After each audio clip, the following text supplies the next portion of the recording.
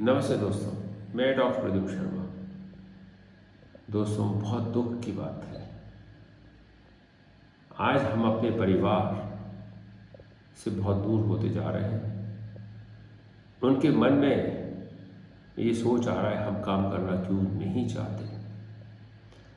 मैं, मेरा परिवार, जानते हैं मेरा परिवार क्या है? मेरे परिवार आप हैं। आप जो कि रोगी हैं, जो अपने चिकित्सा उद्देश्य से मेरे पास आते हैं, अपने इलाज के उद्देश्य से मेरे पास आते हैं, और हमें आप कर्मठ, हमें आप योग्य, और हम पे आपका एक भरोसा जिसके तहत आप आते हैं, वो धीरे धीरे कम होता जा रहा है। बहुत दुख की बात है, मैं अपने परिवार से दूर होता चला हूँ। आज करीब 13 दिन हो गए हैं, हम प्राइवेट सेक्टर वाले सभी हड़ताल पे हैं और दिन पर दिन स्थिति बिगड़ती जा रही है। सरकार अपनी जिम्मेदारियों से धीरे धीरे दूर होती जा रही है। आपको मैं कुछ समय पहले ले चलूँ।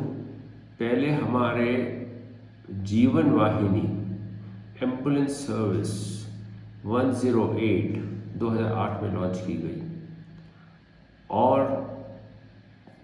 पब्लिक प्राइवेट मोड पे आई। यूनिसेफ से एम्बुलेंसेस आई और बहुत अच्छी बेहतरीन सेवाएं दी और पूरे इंडिया में, भारत में हमारा नाम हुआ 108 एम्बुलेंस सर्विसेज राजस्थान गवर्नमेंट द्वारा। और इतनी बेहतरीन थी कि हमारा काफ़ी नाम हुआ। क्या है कि इमरजेंसी आवर्स होते हैं, फर्स्ट 15-20 मिनट्स में अगर आप रोगी को उच्चतम सेवाएं दे दो ट्रेन हेल्थ वर्कर द्वारा और एक उचित निश्चित बेहतरीन मेडिकल सेवा युक्त स्थान पर ले जाए, आप उसकी जान बचा सकते हैं। ब्रेन डैमेज ना हो उसको बचा सकते हैं, हार्ट अटैक से उसके दिल को खतरा ना हो उसको बचा सकते हैं, आंत अगर फट गई हो तो आंत को फटने से आप रोक सकते हैं, बचा सकते हैं, एक जीवन को बचा सकते हैं। ये होती है एम्बुलेंस सेवा। रोग वाहिनी, जीवन वाहिनी, जिनको हमारे स्टेट गवर्नमेंट ने नाम दिया प्रोजेक्ट को जीवन वाहिनी, और हर जगह आपने सड़कों पे देखा बहुत अच्छी सेवा थी। कोई भी सड़क पे कोई एक्सीडेंट होता, ना कोई भी एम्बुलेंस की सेवा होती, कोई इमरजेंसी सेवा होती, किसी को सीने में दर्द होता, 108 और तुरंत आपसे लोकेशन पूछती और वो वहाँ पहुँच जाती। बहुत बेहतरीन सेवा है। आज वो कहाँ है एम्बुलेंसेस? मैं सरकार से पूछना चाहूँगा, माननीय हमारे मुख्यमंत्री से पूछना चाहूँगा, मुख्यमंत्री जी, जिसके जो योजनाएं आप द्वारा लागू की जाती हैं कुछ समय में ही बंद क्यों हो जाती हैं? वाहवाही लूट लेते हैं, तालियां पिटवा लेते हैं, फीता काट देते हैं, अखबारों में कवर आ जाता है, टीवी न्यूज़ चैनल में आप आ जाते हैं और कुछ दिनों बाद वो सब गायब हो जाती है। ऐसी कौन सी आपकी छोटी सी याददाश्त है? फिर आप लेके आए मुख्यमंत्री दवा वितरण योजना, फ्री मेडिकल एड। उसमें दवाइयाँ की आपने योजना बनाई, मेडिकल सेंटर्स बनाए, दवा केंद्र बनाए, पता नहीं क्या हुआ। दवाइयों की गुणवत्ता धीरे धीरे कम होने लगी। सर्विसेज शुरू में बहुत अच्छी थी लेकिन धीरे धीरे बहुत खराब हो गई। फिर आपने बनाया मुख्यमंत्री डायग्नोस्टिक जांच योजना, जिसके तहत आपने कई सारे टेस्ट डेजिग्नेट किए, फ्री में वो टेस्ट होंगे। फीता कटा, तालियां बजी, वाहवाही हुई, न्यूज़ चैनल में, नेशनल न्यूज़ में कवरेज, कहाँ गई? चिरंजी योजना आप लेके आए 1 मई 2021 को, वाहवाही हुई। राजस्थान का हेल्थ बजट है 27,000 करोड़ का। ये कहा गया कि हर बीपीएल को, हर व्यक्ति को, हर जनता को हम एक कार्ड देंगे और एक कार्ड के तहत आप डेजिग्नेटेड हॉस्पिटल में जाएंगे, आपको चिकित्सा उपलब्ध होगी। बहुत अच्छी योजना, बहुत सुंदर सोच आपका। और ये कार्ड आपने उपलब्ध कराया बहुत कम सस्ती दरों पे, फ्री में। कार्ड जनता को नहीं था, गवर्नमेंट सर्वेंट्स की बात अलग है, लेकिन अगर फ्री में कार्ड जनता को नहीं था, जनता से 850 रुपये लिए गए। ई मित्र पे अपनी सेवाओं के लिए उसने अपने आप को एनरोल कराया और जब उसको कोई खांसी, जुकाम, पेट में दर्द हुआ, सीने में तकलीफ हुई, सर में चक्कर आया, बेहोश होकर गिर गया, वो जब उन हॉस्पिटल में पहुंचते हैं तो वो कहते हैं कि इसमें कोई ओपीडी सेवाएं नहीं है। आप सेवा लेनी है तो सरकार के चिरंजीवी के तहत ये सर्विसेज नहीं आती हैं, देयर इज़ नो ओपीडी। ठीक है साहब। अब उसमें कहा कि भाई दवाई आपको मेडिकल स्टोर से कहीं से भी खरीद लीजिए, मेडिकल से दवाई।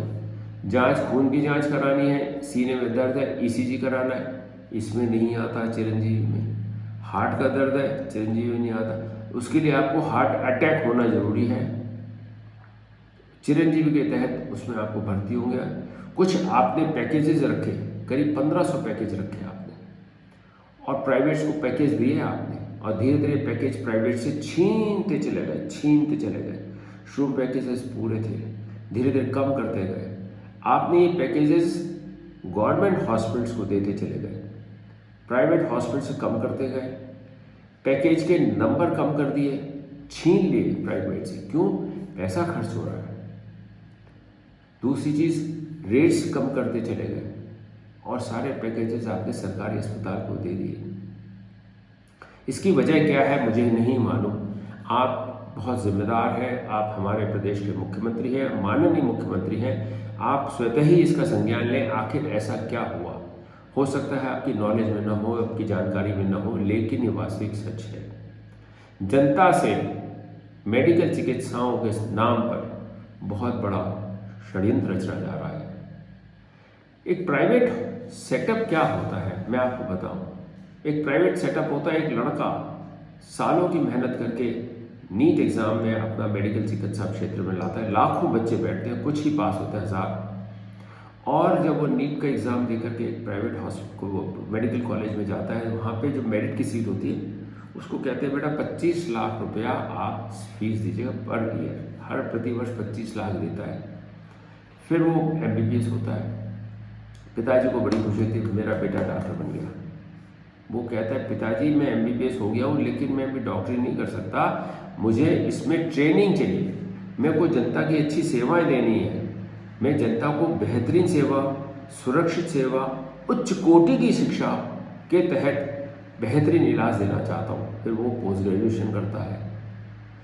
फिर कहता है नहीं पापा सुपर स्पेशलिटी, अगर मैं हार्ट का स्पेशलिस्ट बनूंगा, मेरा तार एंजियोप्लास्टी में ऐसा जाए सीधा काम हो, वेल रिप्लेस करूँ, कहीं नहीं हुआ मैं ट्रेनिंग लूँ बाहर से, न्यूयॉर्क में जो सेंटर होता है उसके बराबर मैं उच्च कोटि का काम अपने राजस्थान में करके दिखाऊंगा। न्यूरोलॉजी का होता है, वो अपना नाम करने होता है। मेरा कहने का मतलब है करीब 13-14 साल उसका जीवन में केवल मेहनत करते करते हो जाता है, क्योंकि वो जनता की सेवा करना चाहता है। फिर वो ज़मीन के लिए आता है तो ज़मीन नहीं होती। गवर्नमेंट से ईज ऑफ बिजनेस कुछ नहीं है मेडिकल चिकित्सा क्षेत्र में। करीब उसको पूरी रेट पे ज़मीन खरीदनी पड़ती है।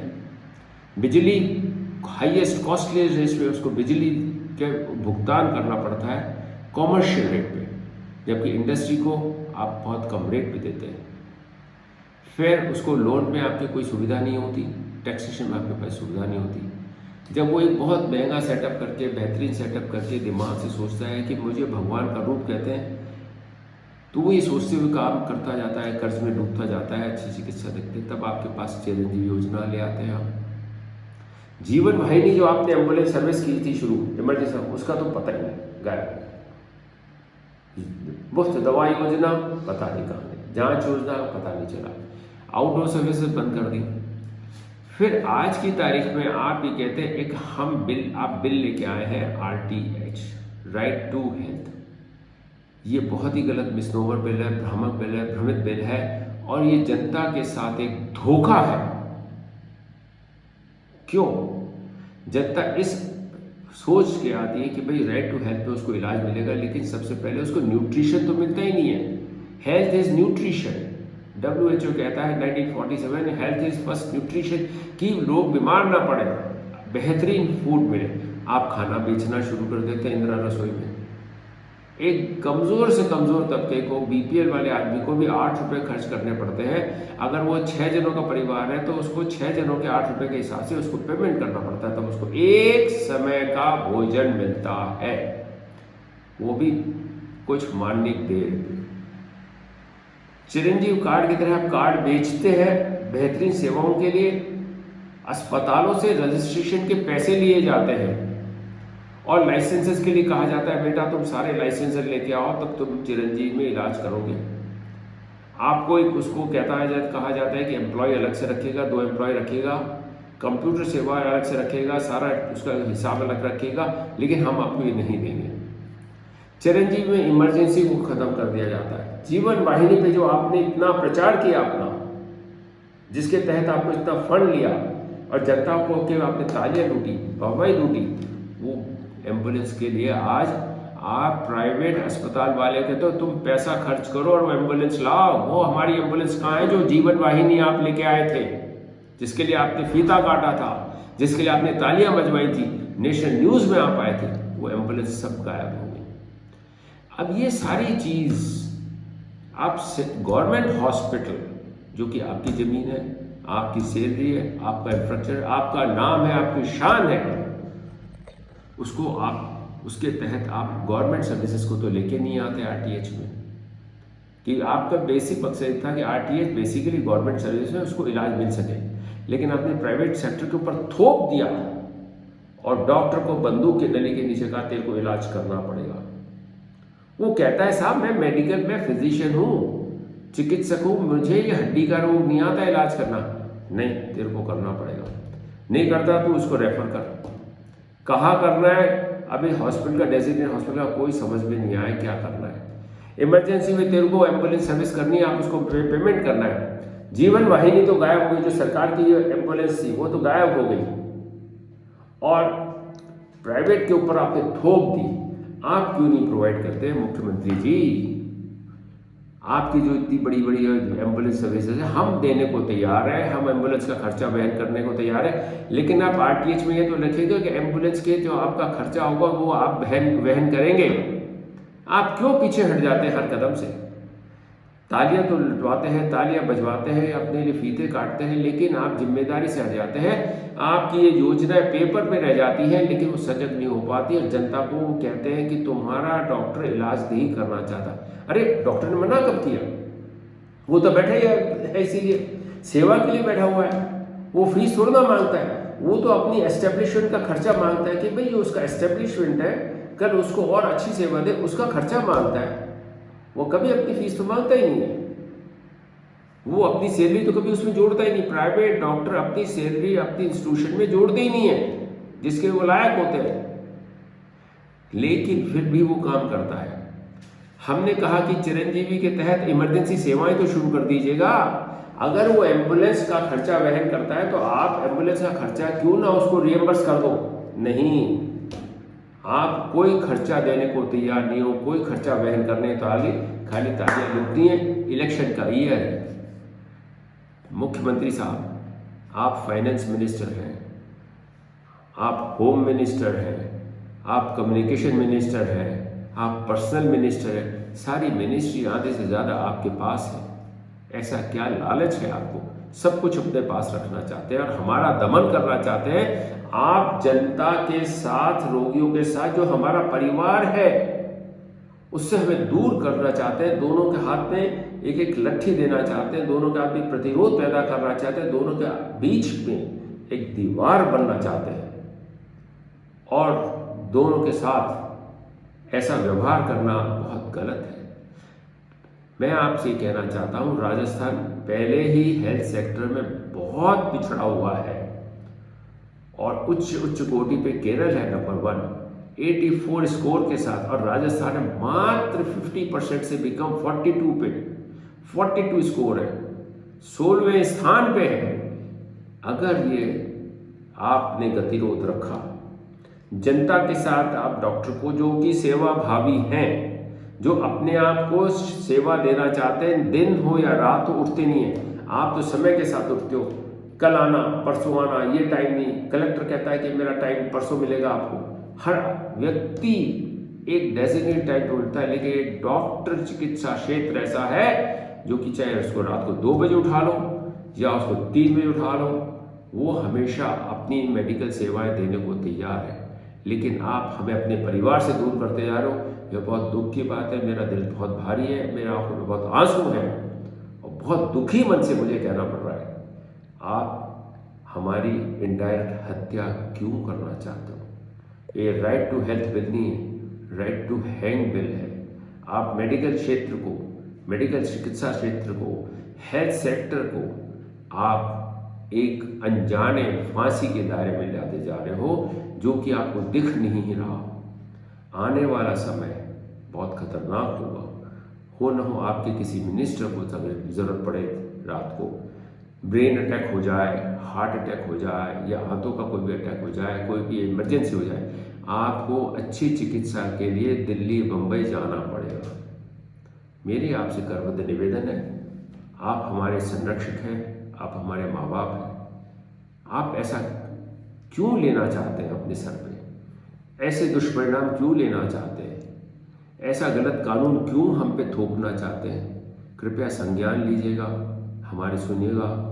मेरा बहुत बहुत धन्यवाद। और मेरी यही भगवान से मेरी प्रार्थना है कि काश सद्बुद्धि पूरी आपकी गवर्नमेंट को आए, हमारी बातें सुनो, और क्यों न उच्च कोटि की मेडिकल क्षेत्र में सेवाएं मिलें, शीर्ष सेवाएं मिलें। धरातल पे क्यों लेना जाना चाहते हो?